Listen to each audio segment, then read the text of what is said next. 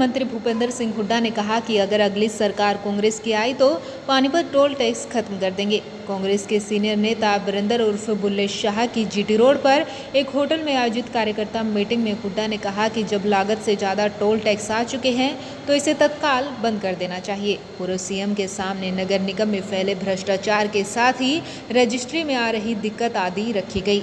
पूर्व सीएम ने पहचान पत्र बनाने पर भी सवाल उठाए, कहा कि इसकी कोई ज़रूरत ही नहीं है।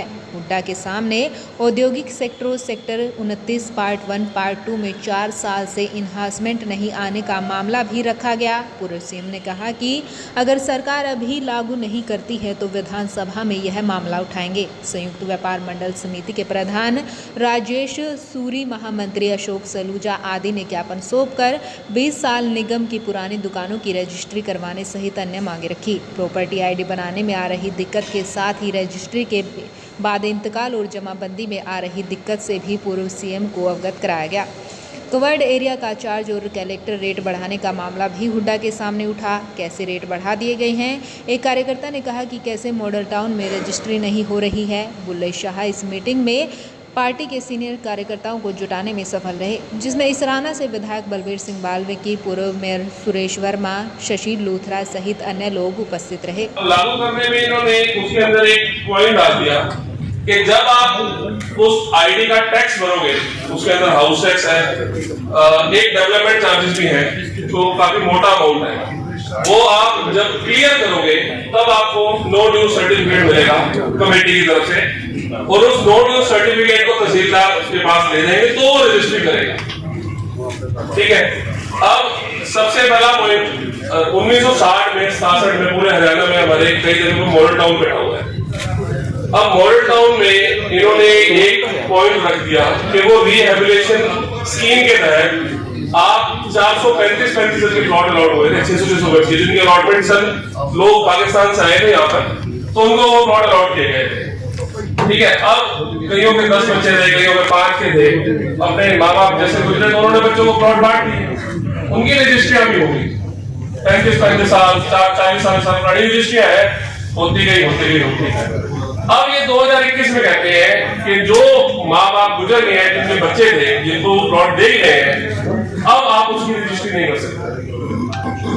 अब जो जायदाद हमें अपने माँ बाप से मिली है, अगर हमारी उसकी रजिस्ट्री नहीं होगी तो हमारा तो दूसरी संसार ही खत्म हो जाएगा। भाई हमारा तो जो हमारे पास एसेट है वही खत्म हो जाएगी।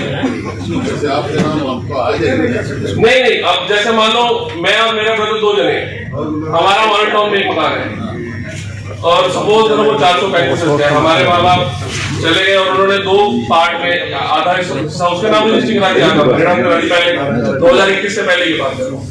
अब अगर मैं अपना प्लॉट सेल करता हूँ किसी एक बंदे को, तो मैं उसको रजिस्ट्री नहीं करवा सकता।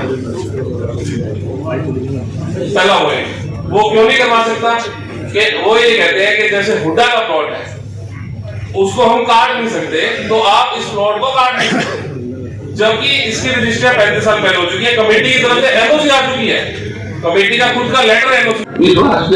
कोई भी, चाहे वो कोई वर्क भी, जैसे अभी सभी सुन रहे थे, कोई वर्क इस सरकार से संतुष्ट नहीं है। गुड़गांव फरीदाबाद बहुत आती है चीजें, मतलब पटरी पर नहीं है। नगर निगमों में ही नहीं, पूरे हरियाणा में 3 सी हैं चल रही हैं। हरियाणा का आज 7 साल 7.5 साल के बाद देखोगे, खासतौर पे ये पिछले 2.5 साल में जब से बीजेपी आ रही है, 3 सी चल रही हैं। कर्जा, करप्शन, क्राइम। हरियाणा पिछड़ गया है। हरियाणा का जो था नंबर 1 था, आज अपने पावदान से बहुत नीचे आ गया है। एक माइनिंग माफिया, एक शराब माफिया, उन्हीं की चल रही है भाई। कोरोना काल में भी जिस प्रकार से शराब के माफिया हुआ, रजिस्ट्री में घोटाले हुए, जो आप कह रहे हो रजिस्ट्री नहीं कर रहे, उस टाइम तो लगे हुए खटाखट रजिस्ट्री करने के लिए, रजिस्ट्री घोटाले हुए। और माइनिंग में आप देखें, मैं खुद वहां गार्डन गया था, इस दिन 800 फुट नीचे तक गए हुए हैं और बिल्कुल सीधा खोदा हुआ है। हुड्डा साहब, आप कह रहे हो कि भ्रष्टाचार है, आप मानते हैं कि इस तो सरकार में आप क्या मानते हो? नहीं है। नहीं, आप हमारी बात सुनिए, आप विपक्ष में आपकी बात मानेंगे, आपकी सुनेंगे, हमारी बात तो छोड़ दो। आपकी बात, आपने कहा कि भ्रष्टाचार है प्रदेश में। हाँ। जिले की बात करें तो जिले में कितनी बार हेजिटेशन हुए हैं और कौन से धड़े ने किए हैं? शैलजा गुट ने किए, कोई वोट नहीं है कांग्रेस